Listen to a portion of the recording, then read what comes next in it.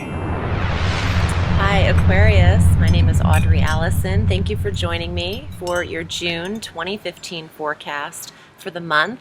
It's such a beautiful day. I'm so happy to be here. Thank you for subscribing and thank you for liking and sharing these videos. I appreciate the support tremendously on this venture. If you haven't already subscribed, I'd really appreciate it.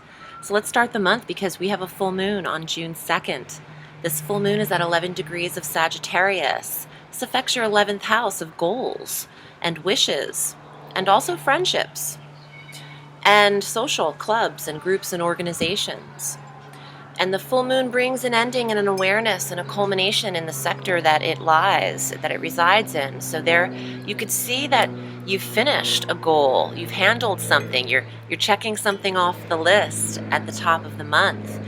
You could also be very discerning in your friendships, not your real deep connected love relationships, but the more friendship, lighthearted relationships. You could see some of those maybe come to an end, and maybe you're releasing some people that aren't going with the flow of your energy. So that's okay. I mean, the full moon is actually going to illuminate something and help you become aware of something that needs to be seen in that sector, regardless of your actions that you take upon it. It's an emotional full moon, but I think that this will be positive for all of the personal wishes that you have internally. On the 5th of June, this is a beautiful transition and an aspect that's occurring with Venus, who will enter Leo for an abnormal stay until October 8th. And when she enters Leo, she'll meet up with Jupiter, who's stationed there. And these two planets in the same sector is what we call magic in the tarot. This is actually in your 7th house of relationships. So Aquarius, this is huge for not just meeting the soulmate energy, it's huge for engagements, weddings, finding and meeting the love of your life. You've got 4 months of this beautiful energy with Venus there. Jupiter will transit out of Leo on August 11th, but until then, he'll be riding right next to this feminine energy. And Venus is love, and Venus is money, and Jupiter's expansion and luck in the 7th house of business partnerships, in the 7th house of marriage, 7th house of soulmates, and the others, the house of the others. Venus will retrograde when she's in Leo from July 25th through September 6th. She'll go direct at Leo at 14 degrees, and we'll get into that in the months ahead, but this is just real beautiful energy for love and being in love and finding love. For those of you who aren't in relationship, by October 8th, you'll be having definitely this connection. With these two planets together, it's almost unavoidable in this sector. So I love that energy. It's also money, bringing in money and faith and optimism for business partnerships. If you want to remove love from the equation, if you're already married, this is really going to just do wonders for your relationship. But this could apply to you in a business way, and it could mean expansive new clients and more money, and the connection with someone, the missing link. I'm hearing that. The missing link in business could come through, absolutely come through. Okay, I'm getting scorned a little bit. Like, there's no ifs and coulds. This is absolutely okay. So, pardonnez-moi, energies, channeling like a madwoman today, but it's a good thing because the earlier I do these, I think the more info that can come through. Mercury is still direct at the top of the month and will be through the 11th of June. Mercury's retrograde. Mercury will go direct on the 11th of June, my ruling planet, tripping over my tongue. He goes direct at 4 degrees of Gemini through July 8th. He'll still be in Gemini in the sector of the 5th house. So you might have noticed that maybe your creative endeavors or your romance is a little bit misunderstood, or communications have not been very easy in that sector, perhaps with your children in the 5th house. They will be. You know, we're in the clear here after the 11th. Now on the 14th, Saturn retrogrades, the planet of restriction and control and lessons learned.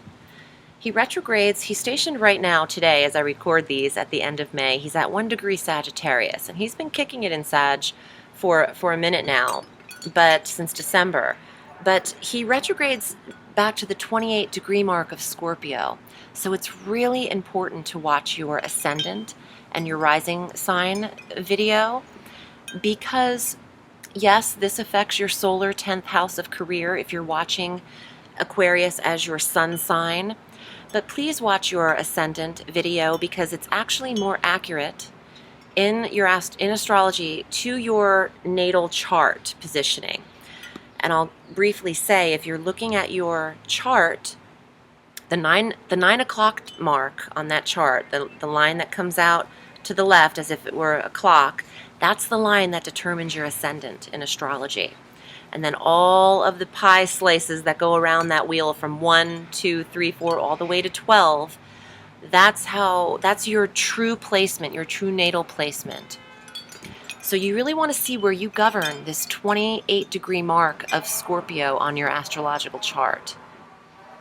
It could be the 10th, it could not be the 10th house of career. Either way, Saturn wants you to go back and review this area before he never makes it here again for another 27 years. He wants you to finalize the lesson. He'll probably test you again, because this is something that's already happened. It's something that's going to occur or recur, a reoccurring test when he moves back into there just 2 degrees, and then he's like, all right, I'm done with that. We just want to test you. We just wanted to see what if you heard everything we were trying to get across.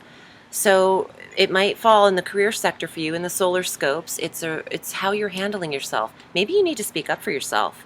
Become your own authority in the 10th house. Be your own control. Be your own controller, your own leader. Authoritarian, if that's a word. I'm making up my own words. On the 16th of June, we have a new moon at 25 degrees Gemini. That's your 5th house, again, where Mercury will go direct. So Mercury stationed near that new moon. And this is the 5th house of true love and creativity and children and creative projects and fun, gambling, sports, how you really want to spend your summer, how you want to kick off the summer. This new moon at 25 degrees of Gemini on the 16th. Beautiful. Beautiful for those of you looking for new love. And for those of you already in marriages or relationships, focus your intentions on where you want to see the relationship headed in this time, around that time of the new moon. But it's a great time to draw in new love if you're looking for that, Aquarius. Now on the 21st, my B-Day, the summer solstice, the longest day of the year, the summer solstice in the northern hemisphere, winter solstice in the southern hemisphere. It's the day that holds the most light. And it's the last day of Gemini, and it's the first day of Cancer when the sun enters Cancer into your 6th house of health and daily routine and regimen. But on this day, there is magic happening, because Jupiter, that's stationed in Leo, will form an exact trine to Uranus, stationed at Aries, at exact 20 degrees.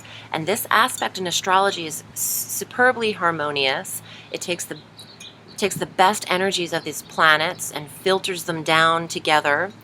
This is your 3rd house of communications and your 7th house of relationship or business partnership or marriage. The 3rd house of siblings, local travel, information, communication. The 7th house of partnerships and the others, and how people perceive you and understand you. Superb. You can hear from lovers at this time, the 3rd house and the 7th house, lovers coming in, maybe even from the past. Spontaneously, people you haven't heard from in a while. Uranus is shock. Uranus is surprise. And Jupiter is expansion and abundance and luck and growth and optimism and faith. Super sweet day, and circle it on the calendar. I'm really looking forward to my birthday this year. It's magic. In the tarot, something like this would be the Magician. So It's just, June is a beautiful astrological month. On the 24th, Mars enters Cancer. So he leaves Gemini and enters this 6th house where the sun is. So the sun, the most fiery planet we have, not really, but he's a star. He's just next to the most feisty planet that we have, Mars. These two together, a tremendous amount of heat in the 6th house of health, your stamina, your energy, your will, your drive, your determination to work out, your physical sense of self. Mars is very physical, and he wants to get his hands on things. So this is very good for people who haven't been feeling very well. Mars can stimulate the health sector and give you energy that you need. But it's also very masculine energy. And the 6th house is also work. You could find that maybe you're working with more men than usual in the career, or having to. I'm shuffling the cards. I want to get to them. And if you'd like to book with me specifically, I'm here. I read all through the week. So reach me at audreyallison.com and just select your time length that you'd like, and submit your order, and I'll get right back to you. And you can reach me on Facebook at Audrey Allison Astrology and Tarot. Aquarius, here's your message from the Tarot. I'm using the Robert M. Place Alchemical deck. The Lady of Swords, air sign female, which might represent you, Gemini, Libra, Aquarius. Music, creativity, poetry, song, expression of the mind through guitar, through hands, through thought. More swords. 9 of Swords, air, facing your fears. Go for it. Cut off what doesn't serve you or what's holding you back. I'll get more to that in a minute. The Hierophant. This could represent a Taurus in your life, but it's also study. It's the 9th house of belief systems, spirituality, metaphysical changes and study, and the desire and the yearning to learn. A guru, a healer, a health practitioner, a counselor, an acupuncturist, a masseuse, someone that can heal you through their gifts and skills. Lastly, the 6 of Coins, shared resources, trust, the lending of resources, help, financial stability, financial gain through lendings or assistance, wills, inheritances. Let me put these together.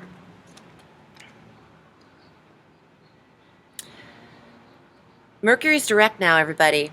It's time to launch the creative project. Face your fear. Put the album out. Put whatever your Mercury might have been holding up creatively. It's time to move forward with that. Plus, oh, check that out. You know what? You can't make this shit up. Mercury goes direct in Gemini, the air sign. The swords represent the air in the tarot, in the 5th house of creativity. So yes, Aquarius, it's time. You can put all that out there. And it doesn't have to be music, even though she's beautifully holding that guitar. It could be art. It could be anything you create with your hands. Sewing, flower arranging. It's just not corporate life, okay? And for those of you in corporate life, you might need to first of all, get the help you need. Speak to someone wiser than you. I love that, because that's a message. We can surround ourselves with people who we can learn from. And there are people around you willing to give you advice for promotion, for more resources, for money coming in. And the two of these together, you could learn a huge skill from a male teacher or entrepreneur energy on how to really covet the money. Now, I'm definitely channeling, because those aren't really my words at all. I don't think I've said the word covet since I was in CCD classes. Okay, so listen, Aquarius, this is a great month to push play and to go forward. I'm wishing you a beautiful June, and I'll see you soon.